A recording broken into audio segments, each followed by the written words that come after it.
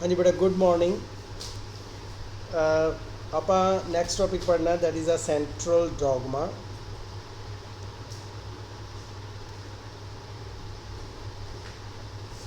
ਹਾਂਜੀ ਬੇਟਾ, central dogma ਕੀ ਹੈ? It's a flow of information from information from DNA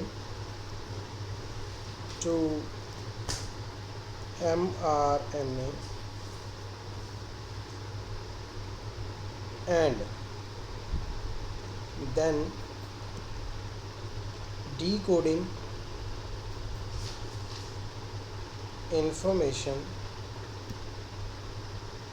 present in mRNA in formation of protein.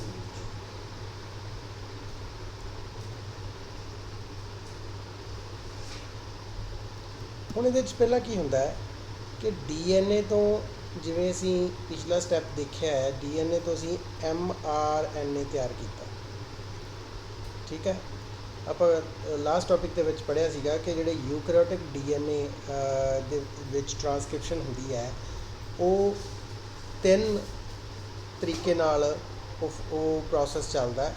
For the formation of mRNA, for the formation of tRNA and for the formation of rRNA।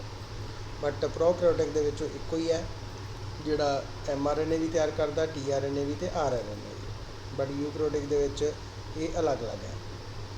ਤਾਂ DNA ਤੋਂ ਜਿਹੜੀ mRNA formation ਹੈ, that is called transcription. ਹੁਣ DNA ਤੋਂ ਜਿਹੜਾ jean ਹੈ ਉਹ ਇੱਕ ਕੋਡ ਦਿੰਦੀ ਹੈ, ਜਿਹਨੂੰ mRNA ਡੀਕੋਡ ਕਰਦਾ ਹੈ, ਅਤੇ ਉਸ ਤੋਂ ਬਾਅਦ mRNA ਨਿਊਕਲੀਅਸ ਦੇ ਵਿੱਚ ਫਾਰਮ ਹੁੰਦਾ ਹੈ, ਅਤੇ ਨਿਊਕਲੀਅਸ ਤੋਂ ਬਾਹਰ ਜਾ ਕੇ ਸਾਈਟੋਪਲਾਜ਼ਮ ਦੇ ਵਿੱਚ, ਜਿੱਥੇ ਆਪਣੇ ਰਾਈਬੋਸੋਮਸ ਪਏ ਹੁੰਦੇ ਆ, ਉਹਨਾਂ ਨੂੰ ਅਰੇਂਜ ਕਰਦਾ ਹੈ ਉਹਦੇ ਉੱਪਰ, ਅਤੇ ਉਹਨਾਂ ਤੋਂ ਪੋਲੀਪੈਪਟਾਈਡ chain, that is a protein, because polypeptide is a peptide bond, poly mean many, association of amino acids, ਤੇ collectively a macromolecule ਬਣਦਾ ਹੈ, that is called protein। ਇਸ ਪ੍ਰੋਸੈਸ ਨੂੰ ਕੀ ਬੋਲਦੇ ਆ? ਟਰਾਂਸਲੇਸ਼ਨ। ਕਿਉਂਕਿ ਆਪਾਂ ਵਰਡ ਯੂਜ਼, ਟਰਾਂਸਲੇਟ ਦਾ ਮਤਲਬ ਕੀ ਹੁੰਦਾ ਕਿ ਕਿਸੇ ਇੱਕ ਚੀਜ਼ ਨੂੰ ਦੂਸਰੇ ਦੇ ਵਿੱਚ ਬਦਲਣਾ। ਸੋ mRNA ਕੀ ਕਰ ਰਿਹਾ ਹੈ? ਡੀਐਨਏ ਤੋਂ ਕੋਡ ਲੈ ਰਿਹਾ ਹੈ, ਅਤੇ ਕੋਡ ਲੈ ਕੇ ਉਹਨੂੰ ਗਾਂ ਇਹਦੇ 'ਚ ਕਨਵਰਟ ਕਰ ਰਿਹਾ ਪ੍ਰੋਟੀਨ ਦੇ ਵਿੱਚ। ਅਤੇ ਇਹ ਪ੍ਰੋਟੀਨ ਜਿਹੜੀ ਹੈ ਇਹ ਗਾਂ ਯੂਜ਼ ਹੁੰਦੀ ਹੈ for various purpose, like formation of enzymes, formation of new cells, etcetera etcetera. So ਇਸ ਤਰੀਕੇ ਨਾਲ ਇਹ ਜਿਹੜਾ ਪ੍ਰੋਸੈਸ ਹੈ ਉਹ ਵਰਕ ਕਰਦਾ ਹੈ। ਇਹਦੇ 'ਚੋਂ ਆਪਾਂ ਇੱਕ ਪਾਰਟ ਆਲਰੇਡੀ ਸਟੱਡੀ ਕਰ ਚੁੱਕੇ ਹਾਂ, that is transcription. And next ਜਿਹੜਾ ਪਾਰਟ ਆਪਾਂ ਸਟੱਡੀ ਕਰਨਾ ਹੈ, ਦੈਟ ਇਜ਼ ਟਰਾਂਸਲੇਸ਼ਨ। ਹਾਂਜੀ, ਨੈਕਸਟ ਆ ਗਿਆ ਆਪਣੇ ਕੋਲ ਪ੍ਰੋਟੀਨ ਸਿੰਥਸਿਸ।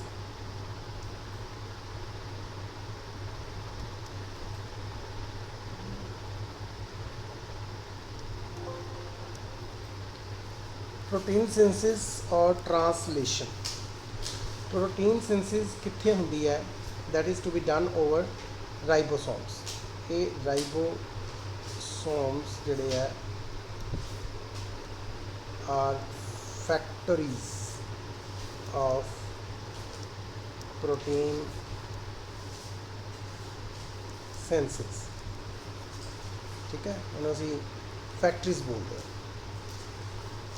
ਬੇਸਿਕਲੀ ਜਿਹੜੀਆਂ ਪ੍ਰੋਟੀਨਸ ਹੈ ਇਹ ਕਿੰਨੇ ਰਾਈਬੋਸੋਮਸ ਤੋਂ ਬਣੀਆਂ ਹੁੰਦੀਆਂ ਜਾਂ ਕਿੰਨੇ ਅਮਾਈਨੋ ਐਸਿਡਸ ਤੋਂ ਬਣੀਆਂ ਹੁੰਦੀਆਂ? That is approximately 20 amino acids. proteins are built up from 20 amino acids which are essential one। ਹੁਣ ਜਿਹੜੀ ਪ੍ਰੋਟੀਨ ਸਿੰਥਸਿਸ ਹੈ ਇਹਦੇ ਵਾਸਤੇ ਜਿਹੜੀ ਇਨਫੋਰਮੇਸ਼ਨ ਹੈ ਉਹ ਕੋਡਡ ਫਾਰਮ ਦੇ ਵਿੱਚ ਹੁੰਦੀ ਹੈ, ਜਿਹੜੀ ਕਿ mRNA ਉਹਨੂੰ ਲੈ ਕੇ ਆਉਂਦਾ ਅਤੇ ਇੱਕ ਪਰਟੀਕੂਲਰ ਸੀਕੁਐਂਸ ਦੇ ਵਿੱਚ ਉਹ ਪੋਲੀਪੈਪਟਾਈਡ ਨੂੰ ਸਿੰਥਸਾਈਜ਼ ਕਰਦਾ through the agencies of tRNA, and that is to be done with the help of ribosomes. So first of all, we should know about ribosomes. What are they and how they look like. In case of eukaryotes, ribosomes are you can see this, ਤਾਂ ਆਹ ਜਿਹੜੇ ribosomes ਹੈ ਇਹ ਆਪਣੇ ਕੋਲੇ ਯੂਕੈਰੀਓਟ ਦੇ ਰਾਈਬੋਸੋਮ ਹੈ। ਇਹਦੇ ਵਿੱਚ ਇੱਕ ਲਾਰਜਰ ਯੂਨਿਟ ਹੈ ਜਿਹੜੀ ਮੈਂ ਇੱਥੇ ਬਣਾ ਦਿੰਦਾ ਕਿ this one, this is a larger unit and yes, ਆਹ ਜਿਹੜੀ ਯੂਨਿਟ ਹੈ ਇਹ ਆਪਣੇ ਕੋਲੇ ਲਾਰਜਰ ਯੂਨਿਟ ਹੈ ਤੇ ਇਹ ਵਾਲੀ ਸਮਾਲਰ ਯੂਨਿਟ। ਜਿਹੜੀ ਲਾਰਜਰ ਯੂਨਿਟ ਹੈ that is of 60s and ਜਿਹੜੀ ਸਮਾਲਰ ਯੂਨਿਟ ਹੈ ਦੈਟ ਇਜ਼ ਆਫ 40s। ਅਸਲ ਦੇ ਵਿੱਚ ਇਹ ਕੋਈ ਰੇਸ਼ੀਓ ਨਹੀਂ ਹੈਗੀ, ਇਹ ਇਹਨਾਂ ਦਾ ਸੈਡੀਮੈਂਟੇਸ਼ਨ ਰੇਟ ਹੈ। ਇਹਨੂੰ S ਦਾ ਮਤਲਬ ਇੱਥੇ ਕੋਈ ਸਾਈਜ਼ ਦਾ ਮਤਲਬ ਨਹੀਂ ਹੈ, 60 ਤੇ 40 ਜੁੜ ਕੇ 100 ਬਣ ਗਿਆ, ਦੈਟ ਡਜ਼ ਨੋਟ ਮੀਨ ਇਹ ਇਹਦਾ ਕੋਈ ਮਤਲਬ ਨਹੀਂ ਹੈਗਾ। ਇਹ ਮਤਲਬ ਹੈ ਕਿ ਪ੍ਰੋਟੀਨ ਹੈ ਅਤੇ ਪ੍ਰੋਟੀਨ ਨੂੰ ਜਦੋਂ ਅਸੀਂ ਸੈਂਟਰੀਫਿਊਜ ਕਰਦੇ ਹਾਂ ਤਾਂ ਉਹ ਥੱਲੇ ਬੈਠ ਜਾਂਦੀ ਹੈ, ਉਹਨੂੰ ਸੈਡੀਮੈਂਟੇਸ਼ਨ ਬੋਲਦੇ ਆ। ਇਹਦਾ ਸੈਡੀਮੈਂਟੇਸ਼ਨ ਰੇਟ ਹੈ, ਜਿਹੜੀ ਥੱਲੜੀ ਯੂਨਿਟ ਹੈ ਉਹਦਾ ਸੈਡੀਮੈਂਟੇਸ਼ਨ ਰੇਟ 40 ਹੈ, ਉੱਪਰਲੀ ਯੂਨਿਟ ਹੈ ਦਾ ਸੈਡੀਮੈਂਟੇਸ਼ਨ ਰੇਟ 60 ਹੈ। ਇਹ ਜ਼ਰੂਰੀ ਨਹੀਂ ਹਰੇਕ ਦੇ ਵਿੱਚ ਇਹ ਡਿਫਰੈਂਟ ਹੋ ਸਕਦਾ ਹੈ, ਪ੍ਰੋਕੈਰੀਓਟ 'ਚ ਅਲੱਗ ਹੋ ਸਕਦਾ ਹੈ ਅਤੇ ਇਹ ਜਿਹੜਾ ਸਮ ਹੈ ਉਹ 100 ਦੇ ਇਕੁਅਲ ਹੋਵੇ ਜਾਂ ਨਾ ਹੋਵੇ, ਉਹ ਚੀਜ਼ ਇਹਦੇ ਨਾਲ ਕੋਈ ਮਤਲਬ ਨਹੀਂ ਹੈਗਾ, ਇਹਨੂੰ ਇਹਦੇ ਨਾਲ ਕਨਫਿਊਜ਼ ਨਹੀਂ ਕਰਨਾ ਹੈਗਾ। ਸੋ ਐਸ ਦਾ mean sedimentation rate, that's it. ਹਾਂਜੀ, ਰਿਕੁਆਇਰਮੈਂਟ ਫॉर ਟਰਾਂਸਲੇਸ਼ਨ ਲਈ ਆਪਾਂ ਨੂੰ ਕੀ ਕੁਛ ਚਾਹੀਦਾ ਹੈ।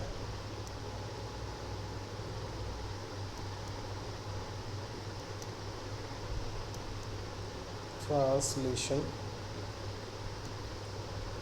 First we need a DNA, second we need a 20 type of amino acid,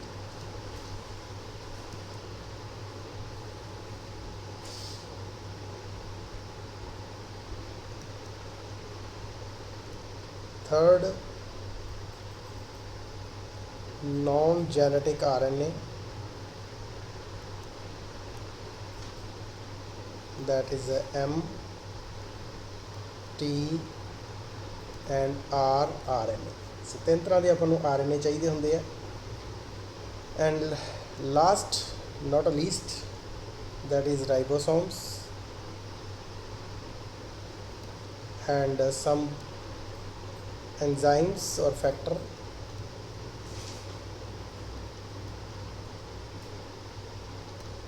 ਇਹ ਚੀਜ਼ਾਂ ਆਪਾਂ ਨੂੰ ਰਿਕੁਆਇਰਡ ਹੁੰਦੀਆਂ।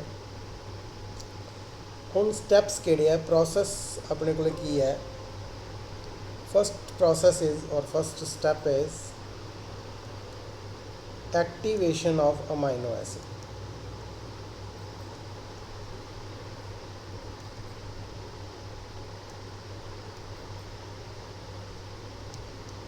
enzyme needed for this process is called amino acyl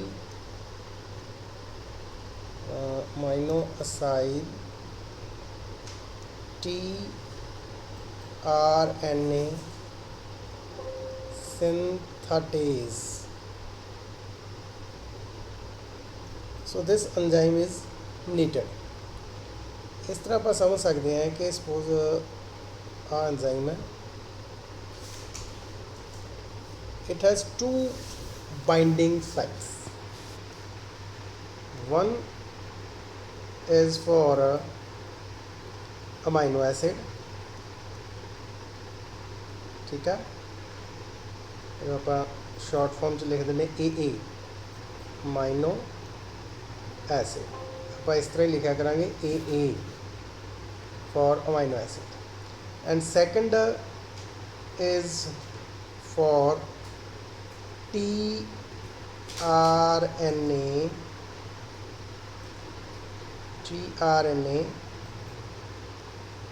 binding site. एक साइड ते तो अमाइनो एसिड ने जुड़ जाना, दूसरी साइड ते tRNA ने ज्वाइन होना।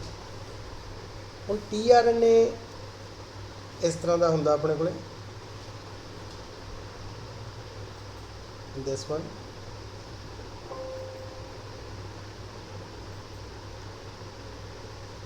ਹੁਣ ਜਿਹੜਾ ਅਮਾਈਨੋ ਐਸਿਡ ਹੁੰਦਾ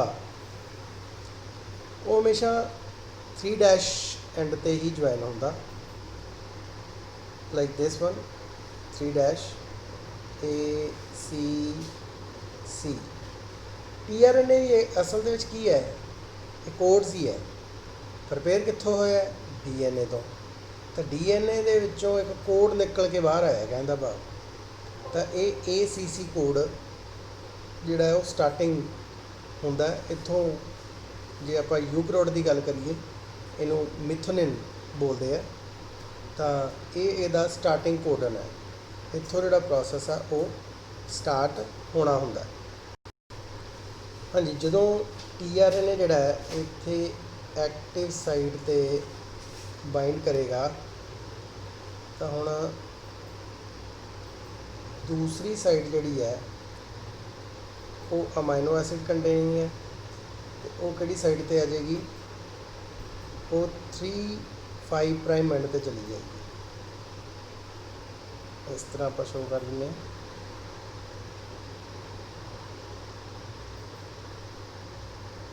ਇੱਥੇ ਅਮਾਈਨੋ ਐਸਿਡ ਹੈ, ਇਹ 3'5' ਐਂਡ 'ਤੇ ਜਾ ਕੇ ਅਟੈਚ ਹੋ ਜਾਏਗੀ, ਅਤੇ ਇਹ ਅਮਾਈਨੋ ਐਸਿਡ ਕਿੱਥੇ ਸ਼ਿਫਟ ਹੋ ਜਾਏਗਾ, tRNA ਦੇ 3' ਐਂਡ 'ਤੇ। that is called charging of tRNA. Charging of tRNA, or it is called tRNA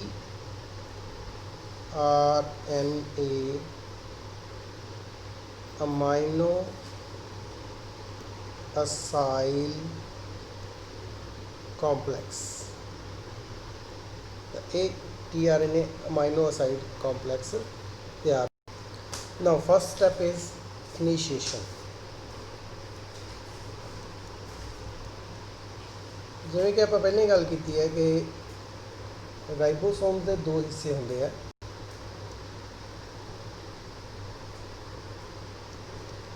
(60S ਤੇ 40S। ਹਮੇਸ਼ਾ ਯਾਦ ਰੱਖਣਾ ਜਿਹੜਾ mRNA ਹੈ ਜਿਹਦੇ ਉੱਪਰ ਕੋਡ ਹੈ AGCCGAC,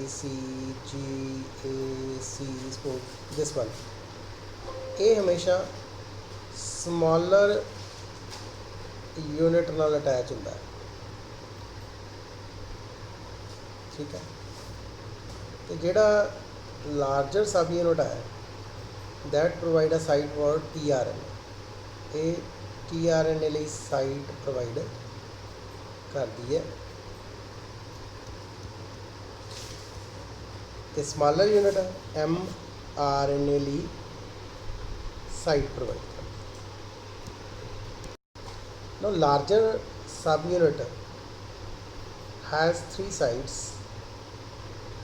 One is called E, that is exit site.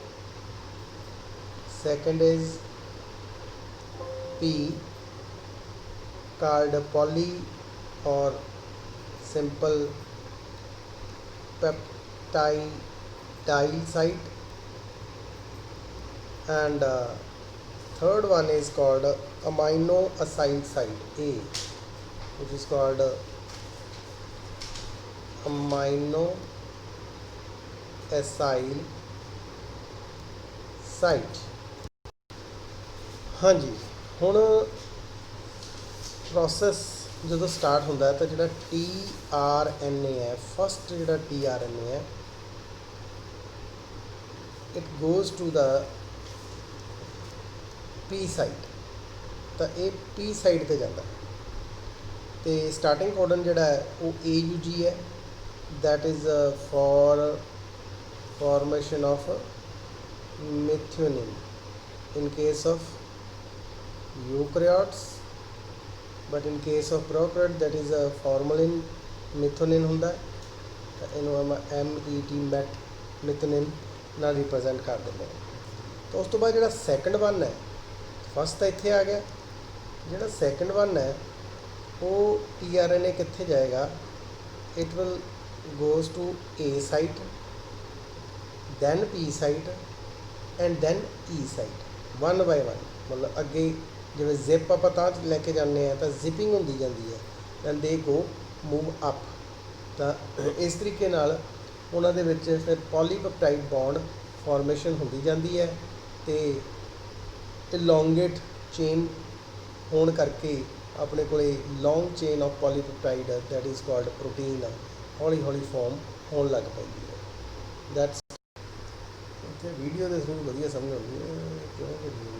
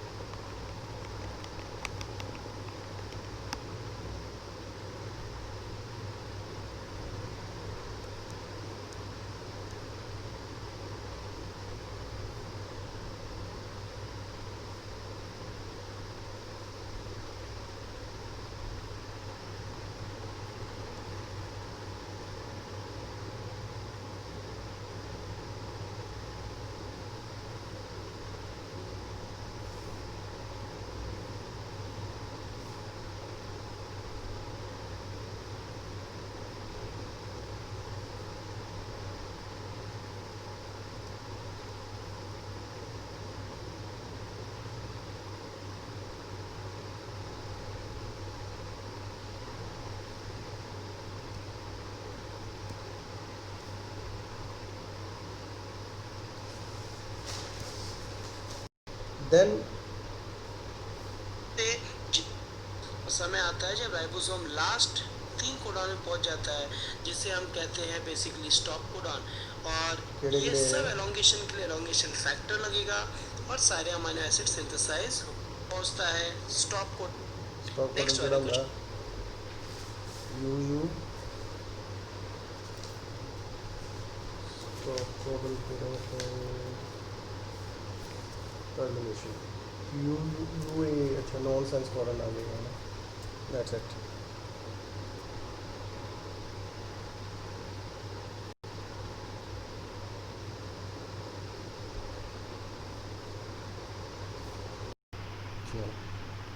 हो गया तैयार साडा लैक्चर कर वीडियो किते आ जाए ना सिस्टम के थ्रू, नज़ारा ही होए।